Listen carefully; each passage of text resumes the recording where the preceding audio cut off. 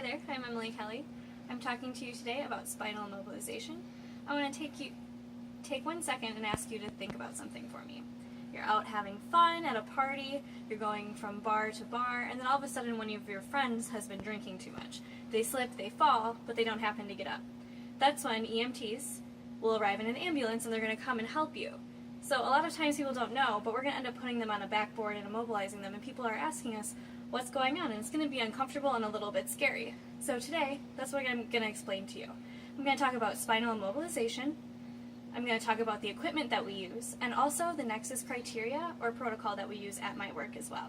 So first of all, the National Registry for Emergency Medical Technicians define spinal immobilization as using adjuncts to immobilize the body and keep the spinal cord intact.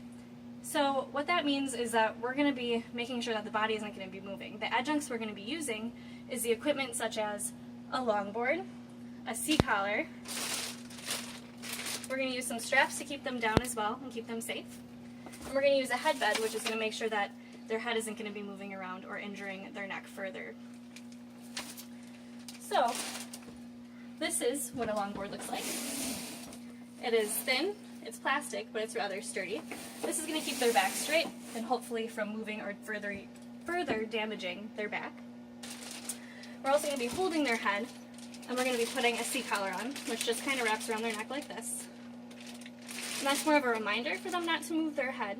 It's not going to keep it totally stable, but it's just a reminder. And like I said, this is going to keep their head held down, and that's going to go at the top right by the head. And then here are what we call spider straps. There are 8 straps, or 8 sets of straps, and this is going to go on the board like so. And it's going to go into these loops, and it's going to keep their body from moving. So spinal immobilization really is about immobilizing them fully. We don't want their body to be moving around when we hit bumps, we don't want them to move side to side, nothing like that. So next I'm going to talk about our nexus protocol.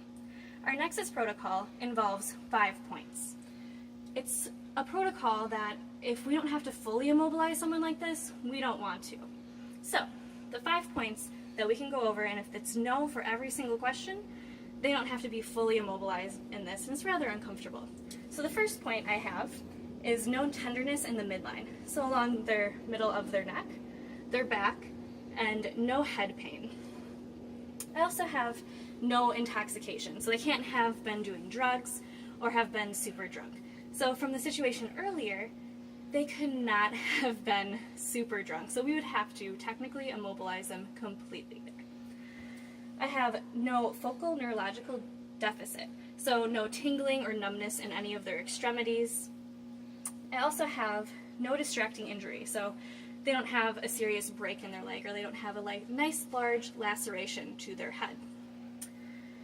And I also have normal alertness, so they're able to answer appropriate questions, they know what's going on, they know where they are, they know what year it is, and things as such.